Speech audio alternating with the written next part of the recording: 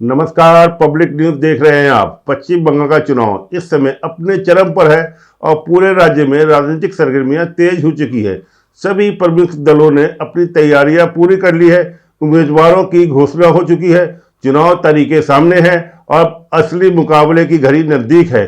इस बार चुनाव कई महीनों में बेहद खास और निर्णायक माना जा रहा है, क्योंकि इसमें सिर्फ सत्ता की लड़ाई नहीं बल्कि राजनीतिक संतुलन, सामाजिक समीकरण और भविष्य की दिशा तय होने वाली है।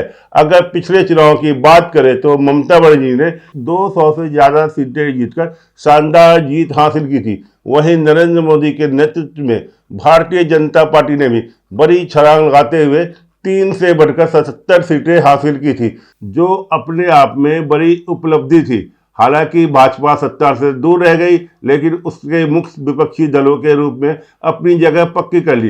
कांग्रेस और वामपंथी दलों का सुपड़ा साफ हो गया था, लेकिन 2026 का परिदृश्य बिल्कुल अलग है। इस बार भाजपा केवल उपस्थिति दर्ज कराने के लिए नहीं बल्कि सत्ता परिवर्तन के संकल्प के साथ मैदान में है। वहीं ममता बनर्जी के सामने अपनी 200 सीटों के किले को बचाने की बड़ी चुनौती है। इस बार तस्वीर बदलती हुई नजर आ रही है। वहीं टेनिस के पूर्व दिग्गज खिलाड़ी लिएंडर पेस ने बीजेपी का दामन थाम लिया है। बंगाल विधानसभा चुनाव से पहले उनका बीजेपी में शामिल होना काफी फायदेमंद बीजेपी के लिए माना जा रहा है। पश्चिम बंगाल के कुल 294 विधानसभा सीट है, जिनमें बहुमत का आंकड़ा 148 है। सभी दल इस लक्ष्य को ध्यान में रखते हुए अपनी रणनीति बना रहे हैं। चुनाव को प्रभाव करने वाली इस बार 4 बड़े फैक्टर सामने आ रहे हैं। वोटर लिस्ट की समीक्षा, एंटी इनकम्बेंसी, ध्रुवीकरण और नए राजनीतिक गठबंधन। सबसे पहले बात करते हैं एसआईआर यानी वोटर लिस्ट रिवीजन की। इस बार चुनाव से पहले वोटर लिस्ट का गहन समीक्षा की गई। आरोप लगाए जा रहे हैं कि बंगाल में बड़ी संख्या में घुसपैठियों के नाम फर्जी तरीके से मतदाता सूची में शामिल किए गए थे। एसआईआर की प्रक्रिया से ऐसे लाखों नाम का सफाया हुआ। अकेले भवानीपुर सीट पर लगभग 50,000 नाम काटे गए, जहां से ममता बनर्जी इस बार चुनाव लड़ रही हैं। यह शुद्धिकरण ममता बनर्जी के उस वोट बैंक को सीधा टक्कर दे सकता है जो अवैध पहचान पर टिका था। दूसरा मुद्दा, एंटी इनकम्बेंसी।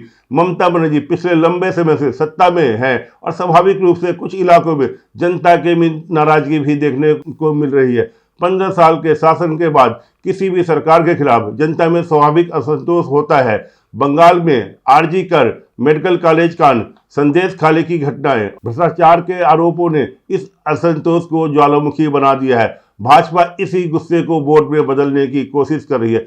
तीसरा पहलू, ध्रुवीकरण। बंगाल में अब तक ध्रुवीकरण को अक्सर एक तरफा देखा जाता था, जहां अल्पसंख्यक समुदाय एकजुट होकर मतदान करता था, लेकिन इस बार बहुसंख्यक समाज के भीतर भी एक सांस्कृतिक जागरूकता देखी जा रही है। रामनवमी की शोभा यात्रा में उमड़ने वाले लाखों की भीड़ और हिंदू पहचान का उभरना भाजपा के लिए एक मजबूत आधार तैयार कर रहा है। ममता बनर्जी के लिए सबसे बड़ी चिंता ओवैसी और हुमायूं कबीर का गठबंधन है। ये नेता उस मुस्लिम बहुल इलाकों में सेंध लगा रहे हैं जो अब तक टीएमसी का अवैध दुर्ग था। ओवैसी खुद 8 महत्वपूर्ण सीटों पर लड़ रहे हैं। अगर अल्पसंख्यक वोट 10 से 15% का भी बिखराव होता है तो टीएमसी का पूरा गणित बिगड़ सकता है। अब अगर क्षेत्रवार की स्थिति को समझे तो उत्तर बंगाल में बीजेपी ने पिछली बार शानदार प्रदर्शन किया था। दार्जिलिंग, जलपाईगुड़ी, कलीपोंगा जैसे इलाकों में बीजेपी ने मजबूत पकड़ बनाई थी। यहाँ गोरखा और आदिवासी वोट बैंक महत्वपूर्ण भूमिका निभाते हैं। इस बार भी बीजेपी इन इलाकों में अपना पकड़ बनाए रखने की कोशिश कर रही है, जबकि ममता बनर्जी ने इन क्षेत्रों में क्या बढ़ाई है। मालदा और दिनाजपुर जैसे इलाके की स्थिति थोड़ी अलग है। यहाँ मुस्लिम आबादी का प्रतिशत ज़्यादा है, जिससे चुनाव समीकरण जटिल हो जाते हैं। बीजेपी इस बार यहाँ अलग रणनीति अपनाई है ताकि वोट का बिखराव रोका जा सके और ज़्यादा से ज़्यादा समर्थन हासिल किया जा सके। मालदा में 51%, उत्तर दिनाजपुर में 49% और दक्षिण दिनाजपुर में 24% मुस्लिमों ने पिछली बार टीएमसी की बढ़त बनाई थी। ममता बनर्जी ने हाल ही में उत्तरी बंगाल के कई इलाकों में दौरे की है, लेकिन चाय बागानों की समस्याएं और स्थानीय प्रशासन के प्रति नाराजगी उनके रास्ते का कांटा बनी है। यहाँ 54 में से भाजपा ने 35 से 40 सीटें जीतने का लक्ष्य लेकर चल रही है। दक्षिणी बंगाल की बात करें तो टीएमसी का दबदबा रहा है। 183 सीटों में से 153 सीट टीएमसी ने जीती थी, लेकिन कोलकाता, हावड़ा और दक्षिणी 24 परगना जैसे इलाकों में बीजेपी को पिछली बार एक भी सीट नहीं मिली थी। यही वजह है कि इस बार बीजेपी ने इन शहरी क्षेत्रों में खास ध्यान दिया है। भाजपा ने यहाँ उत्पल महाराज जैसे लोकप्रिय चेहरे को उतारकर एक नया सामाजिक समीकरण बनाया है। साथ ही ओवैसी फैक्टर की वजह से टीएमसी का वोट बैंक यहाँ पहली बार खतरे में है। कोलकाता खास तौर पर चर्चा में है क्योंकि यहाँ ममता बनर्जी का गढ़ माना जाता है, लेकिन इस बार यहाँ भी चुनौतियां बढ़ी है। भवानीपुर सीट जहाँ ममता बनर्जी चुनाव लड़ रही है, यहाँ भी मुकाबला कड़ा हो सकता है। वोटर लिस्ट में बदलाव और एंटी इनकम्बेंसी यहाँ असर डाल सकते हैं। दक्षिणी बंगाल से 183 सीटें, यह बंगाल का वह हिस्सा है जिसने ममता बनर्जी को मुख्यमंत्री बनाया था। वहीं कोलकाता और शहरी इलाकों में महिलाओं और भद्द समाज के बीच टीएमसी की छवि धूमिल हुई है। आरजी कर की पीड़िता की मां को भाजपा द्वारा टिकट देना एक बड़ा कदम माना जा रहा है, जो ममता सरकार के लिए संवेदनशीलता पर सवाल खड़े करते हैं।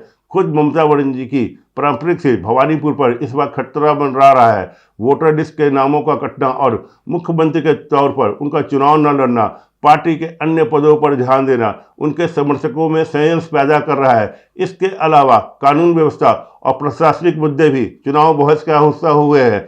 कुछ घटनाओं को लेकर विपक्ष लगातार सरकार पर निशाना साध रहा है और इसे चुनावी मुद्दा बना रहा है। मुर्शिदाबाद, नादिया और उत्तर 24 परगना जैसे मुस्लिम बहुल इलाकों में इस बार मुकाबला और दिलचस्प हो गया है। यहाँ ओवैसी की पार्टी एआईएम भी सक्रिय है, जिससे वोटों का बंटवारा हो सकता है। कांग्रेस और वामपंथी दल भी इन इलाकों में अपनी जमीन तलाशने की कोशिश कर रहे हैं। यहाँ सबसे बड़ी चुनौती ममता बनर्जी के लिए वोट कटने की है। अगर मुस्लिम वोट में बंटवारा होता है तो इसका सीधा फायदा बीजेपी को मिल सकता है। पश्चिमी मिदनापुर, झारग्राम, पुरुलिया और बांकुड़ा जैसे क्षेत्रों में स्थानीय मुद्दे अहम हैं। यहाँ रोजगार, पानी, जमीन और विकास जैसे मुद्दे प्रमुख है। बीजेपी इन मुद्दों को जोर शोर से उठा रही है, जबकि टीएमसी अपनी योजनाओं और कामकाज के आधार पर जनता का समर्थन बनाए रखने की कोशिश कर रही है। अगर पूरे राज्य का आकलन करें तो तस्वीर काफी जटिल नजर आती है। बीजेपी उन क्षेत्रों में अपना पकड़ मजबूत करना चाहती है जहां उसने पिछली बार अच्छा प्रदर्शन किया था, जबकि टीएमसी अपने मजबूत कड़ों को बचाने में लगी है। पश्चिमी मिदनापुर, पुरुलिया और बांकुड़ा जैसे इलाकों में भाजपा ने पिछली बार अच्छा प्रदर्शन किया था। यहाँ मनरेगा के पैसों का गबन, पीने के पानी की समस्या और जमीनी विवाद मुख्य हैं। प्रधानमंत्री मोदी की रैलियों ने यहाँ लोगों को यह विश्वास दिलाने की कोशिश की है कि डबल इंजन की सरकार ही इन समस्या को अस्थायी समाधान कर सकती है।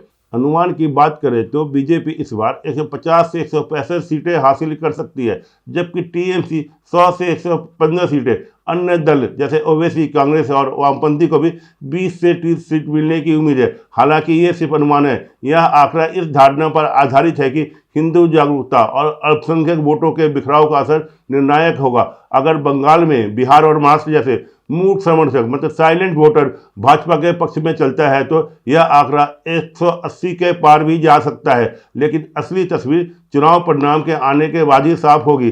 पिछले कुछ चुनावों में यह देखा गया है कि जमीनी स्तर पर जो माहौल होता है वह कई बार नतीजों में अलग तरीके से सामने आता है। इसलिए यह कहना मुश्किल है कि अंतिम परिणाम क्या होगा। बंगाल के लोगों ने पिछले 5 सालों में बहुत कुछ देखा है, हिंसा से लेकर प्रशासनिक पतन तक। अब 23 अप्रैल और 29 अप्रैल को होने वाला मतदान यह तय करेगा कि बंगाल विकास और परिवर्तन का रास्ता चुनता है या ममता बनर्जी की मसीहाई छवि का एक बार फिर भरोसा करता है। 4 मई के नतीजे केवल एक सरकार ही नहीं बदलेंगे, बल्कि बंगाल की राजनीति इतिहास में एक नया अध्याय जोड़ेंगे। नमस्कार। ताज़ा खबरों से जुड़े रहने के लिए हमारे चैनल को सब्सक्राइब करें और बेल आइकन को दबाना ना भूलें, ताकि हर खबर की नोटिफिकेशन आपको मिलती रहे।